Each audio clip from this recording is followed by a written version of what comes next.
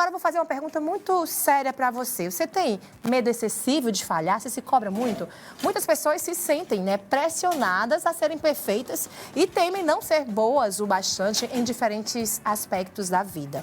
Se isso pareceu familiar, pois, preste atenção na nossa conversa, porque essa busca pela perfeição pode se transformar em algo insano e até irracional. A resposta é sim, isso pode acontecer, né? E, de fato, quando esse perfeccionismo se transforma em algo paralisante, pode ser, sim, o sinal de uma patologia que tem até nome. Não sei se você já ouviu falar, mas o nome é atelofobia, que é justamente o medo de ser imperfeito. Sobre esse assunto, a gente está recebendo aqui o psicólogo, o Dr. Rodrigo Lopes, que vai explicar para a gente que eu acho assim, essa sensação é bem familiar de muita gente. Talvez o que as pessoas não saibam, que isso é sim uma fobia e pode ser sim patológico, né? Isso, doutor, seja bem-vindo aqui ao nosso Sem de Tudo. Obrigado, Shirley, bom dia. É uma fobia, a telofobia, né? E ela acontece por um medo irracional, pelo medo de falhar, né? A pessoa não quer, fica com receio de cometer falhas, uma ideia de perfeccionismo absurdo, onde dentro dessa condição a pessoa não aceita falhas, não se vê de uma forma imperfeita, onde tudo que ela vai fazer, tudo que ela vai executar no dia a dia dela e principalmente naquilo que se remete às atribuições dela, ela se coloca nessa condição de não cometer falhas. Agora, doutor Eduardo, pergunto para o senhor o seguinte, no mundo onde as aparências muitas vezes enganam, a gente sabe que existe uma exibição de vidas que aparentam ser perfeitas, que a gente sabe que não são, mas pessoas que estão aí nas redes sociais, né, que a gente pensa que levam, que são, né, que conseguem tudo o que querem, que conquistam sempre o seu lugar, que a vida é fácil, parece muitas vezes que é fácil. Isso piora essa sensação? Essa exibição toda pode fazer com que as pessoas se sintam mais frustradas e com mais medo de falhar?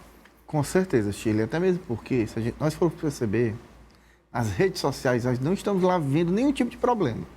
Normalmente, quando nós estamos vendo as redes sociais, são só imagens bonitas, pessoas de mão dadas, situações maravilhosas sendo resolvidas.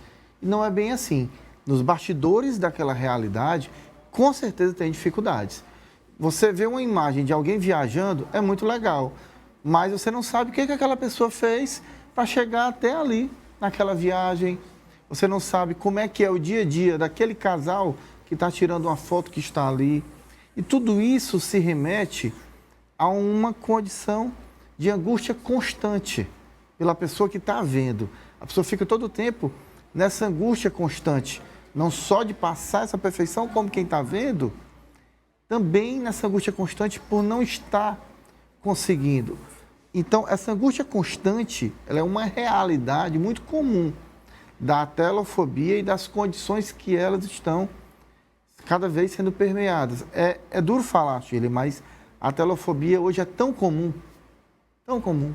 Tá certo. Agora, como é que a gente pode diferenciar? De repente, às vezes, a gente tem essa sensação, né, de impotência diante de alguns obstáculos ou de alguns desafios, mas eu acho que existe uma linha do normal até quando isso está ultrapassando. Quando é que a gente sabe, né, que é aquele medo normal que todo mundo sente às vezes, mas se consegue enfrentar, do que é realmente o patológico? Primeiramente, essa angústia constante acompanhada de sudorese, que é estar suando frio, taquicardia, o coração batendo mais forte, pensamentos, eu não estou bem, eu preciso melhorar. Em outras palavras, autoestima baixa. Tá? Muitas ideias de perfeccionismo. O perfeccionismo aí tem um padrão muito significativo. Crenças de desvalor. O que são crenças de desvalor? A pessoa está todo o tempo se depreciando, com pensamentos negativos, se achando abaixo quando se compara ao outro, sempre buscando se perceber. E a telefobia ela pode até atrapalhar outras áreas da gente, da nossa vida, inclusive o campo profissional, doutor? Ela pode atrapalhar em todas as áreas de vida. A telofobia ela é um quadro relacionado à ansiedade, que quando não tratado pode chegar a quadros mais graves como depressão. Tá certo. Quem convive com a pessoa também deve participar, porque de repente eu acredito que as pessoas que estão envolvidas nessa situação, né, a própria pessoa que está passando por isso, pode não perceber que realmente já está passando do limite, que aquilo é sim patológico. O papel da família também é importante nessa observação? É importantíssimo, até mesmo porque é um comportamento aprendido. Se a pessoa tem essa característica, apresenta isso, tem todo um fator genético e também aprendido, né? Além de traumas que podem vir da infância. Isso pode ser repassado por quem está ali, servindo de modelo para um filho, por exemplo. O filho pode estar aprendendo aquilo além de toda a carga genética e um trauma específico que foi adquirido pelaquela pessoa que está servindo de exemplo. E no campo profissional, ainda falando, a pessoa que tem a telofobia, ela pode, inclusive, ser prejudicada por não assumir responsabilidades maiores com medo de falhar? Sim, como também por receber essas responsabilidades e estar todo o tempo numa angústia constante que já repercute nas condições de depressão, né? Porque a pessoa vai todo o tempo se preocupando de uma forma tão excessiva que pode chegar a uma depressão, a síndrome do pânico, entre outras coisas. Agora, como eu faço para evitar isso, doutor? Como o senhor falou, a gente não consegue fugir, né, do que tem aí diante das redes sociais, é o universo que a gente vive imerso. Como é que eu faço para fugir dessa possibilidade? Primeiramente, evitando estar todo o tempo conectado. Essa conexão, ela não faz bem a gente estar todo o tempo conectado. Temos que dar um tempo das redes sociais e, independente disso, não se cobrar tanto. Sei que não é fácil, né? Porque até para executar uma atividade bem realizada de uma certa forma, tem que existir uma certa cobrança. Agora, é você perceber quando isso está sendo em alto nível de cobrança. As pessoas se cobram muito, Shirley, e nós percebemos que o perfeccionismo, aquelas ideias perfeccionistas são quem mais levam a pessoa a se sentir assim. O feito é melhor do que o perfeito, e é assim que nós temos que pensar. Muitas vezes o perfeito atrapalha de ser feito. Então nós temos que pensar que o feito é melhor do que o perfeito, até mesmo porque não existe perfeição.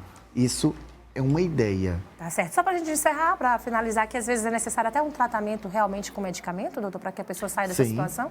Muitas vezes é necessário o acompanhamento com medicamento e também, principalmente, com a psicoterapia, né? Terapia cognitivo-comportamental, hipnoterapia, são técnicas que são os maiores indicativos de tratamento para essa realidade, associado, quando necessário, com medicamento. Tá bom, doutor. A gente agradece a sua participação e é interessante a gente falar desse assunto que chama até a atenção das pessoas, que de repente ela ainda não caiu a ficha de que pode realmente estar com uma patologia, né? Pode estar realmente com um problema mais grave e aí é necessário buscar ajuda profissional. Doutor, obrigada, tá, pela sua participação. Pode chegar ali pertinho da nossa cozinha para provar a nossa receita maravilhosa de hoje, tá bom, doutor?